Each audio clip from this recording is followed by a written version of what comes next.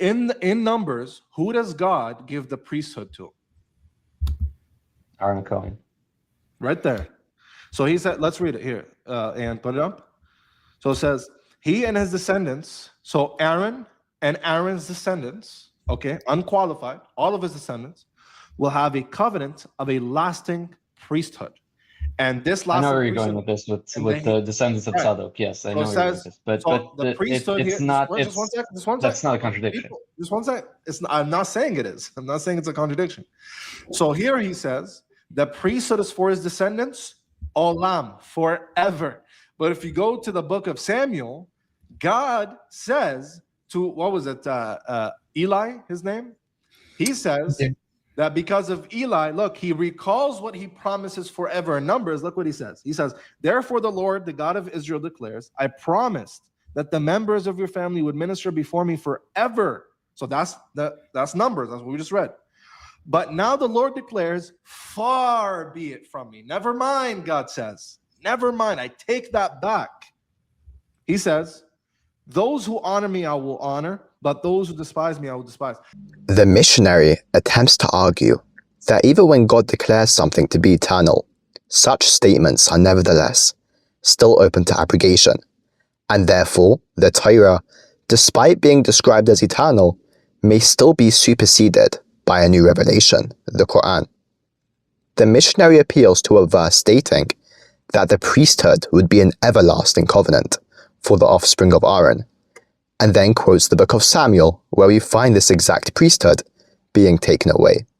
He argues that if the priesthood in Numbers is called eternal, yet is later removed in the days of Samuel, then God's eternal word must surely be open to abrogation, paving the way for the Quran to supersede and replace the revelation of the Torah.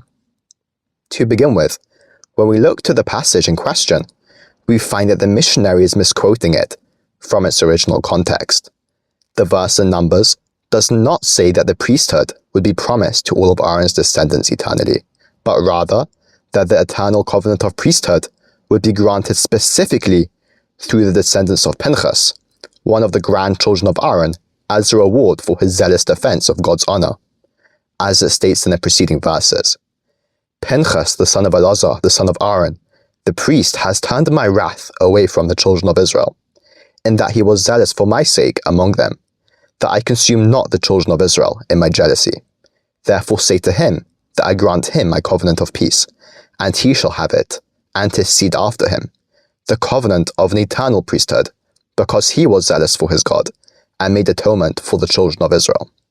Once again, this Islamic missionary demonstrates his habitual method of argumentation, distort verses from their original meaning, in order to force a conclusion that does not exist. The very same crime the Quran repeatedly accuses Ahlul Yahud of committing again and again.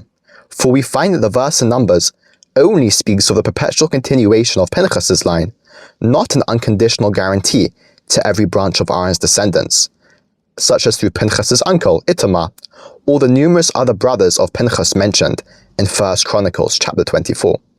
Thus, the withdrawal from Eli's line does not constitute an abrogation of the eternal promise, but merely the disqualification of a branch that was never granted perpetual priesthood to begin with.